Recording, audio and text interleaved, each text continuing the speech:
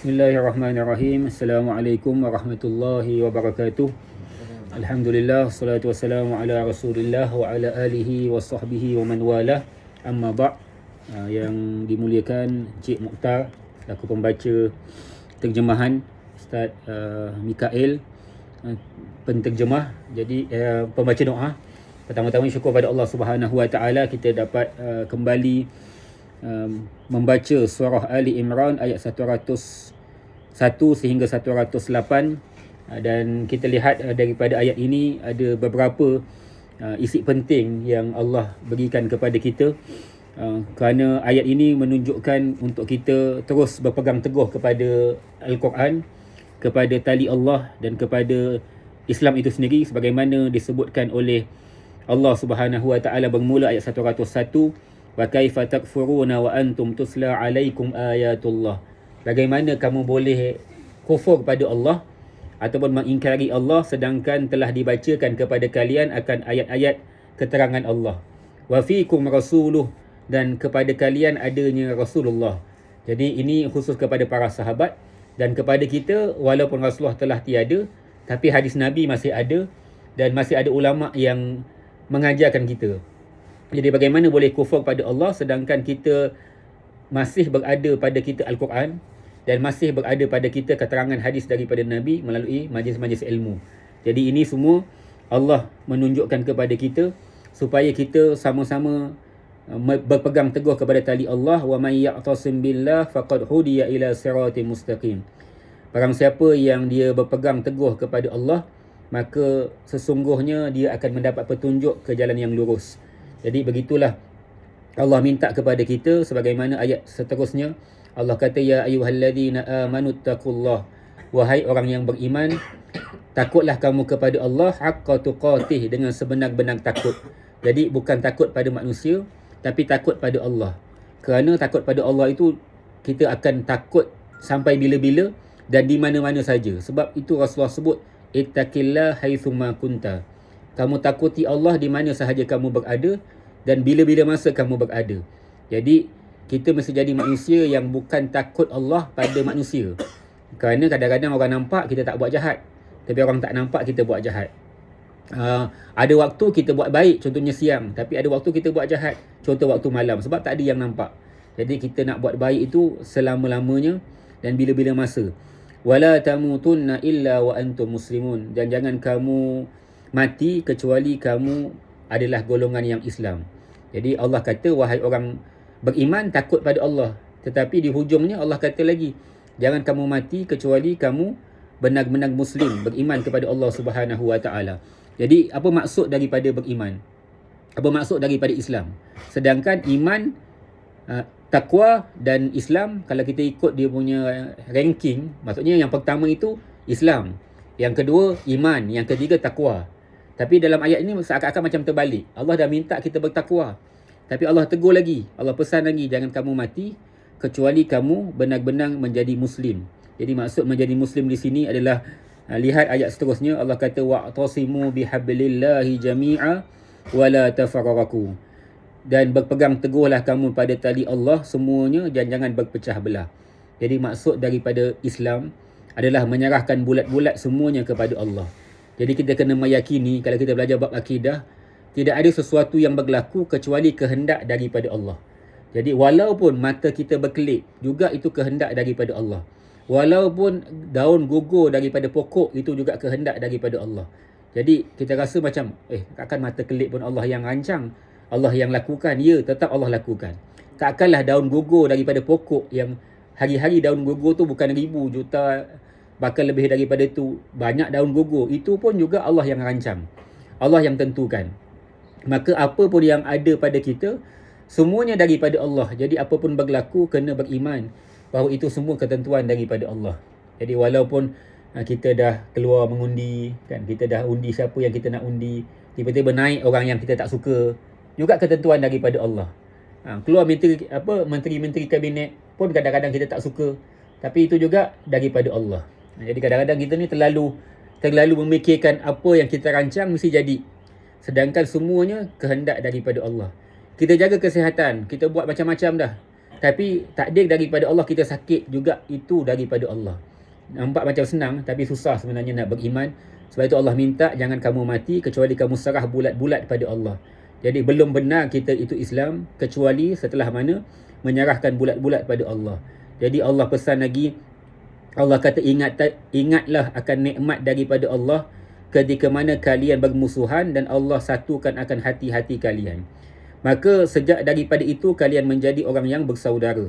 Dan ketika mana kamu berada di penghujung, iaitu hampir dibakar oleh api neraka, maka Allah lah yang menyelamatkan kalian.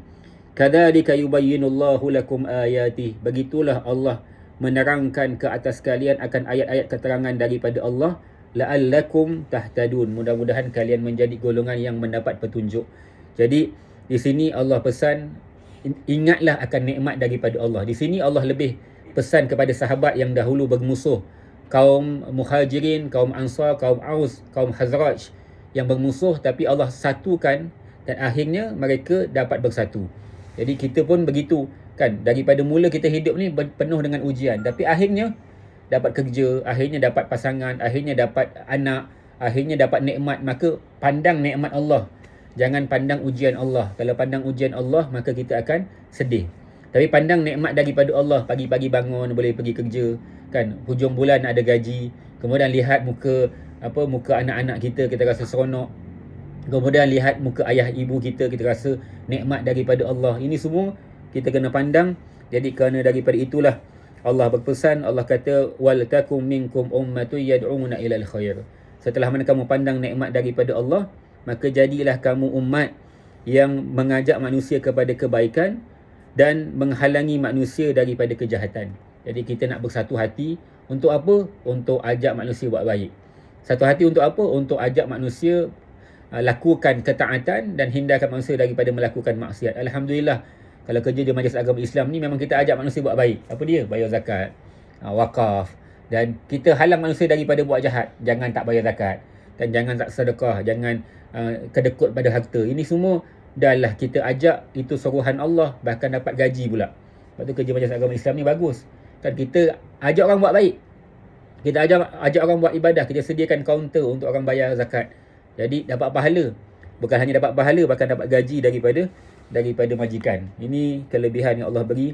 Dan di penghujung daripada ayat ini, daripada surah Ali Imran ayat 101 hingga 108, Allah menjelaskan bahawa nanti ada satu hari yang Allah akan putihkan muka, berseri-seri muka, dan ada manusia yang Allah akan hitamkan muka dan gelap gelita akan mukanya. Jadi siapakah golongan yang Allah hitamkan mukanya? Adalah golongan yang kufur setelah mana datang kepadanya keimanan. Jadi dia tidak beriman pada Allah. Ketika mana Allah uji dia lupa nikmat daripada Allah. Ketika mana Allah berikan dia dengan pelbagai musibah, maka dia kufur pada Allah, dia jauh daripada Allah, dia tinggalkan Allah, dia tak solat dan lain-lain kerana dia merasakan itu semua adalah sesuatu yang teruk daripada Allah. Dia tinggalkan Allah. Kesannya apa? Kesannya dia akan digelapkan wajahnya nanti pada hari kiamat. Jadi kita tak nak.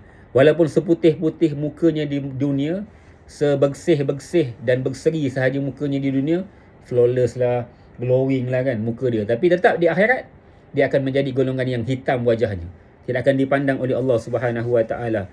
Sedangkan mereka yang diputihkan dan berseri akan wajahnya mendapat rahmat daripada Allah dan berada dalam syurga Allah buat selama-lamanya.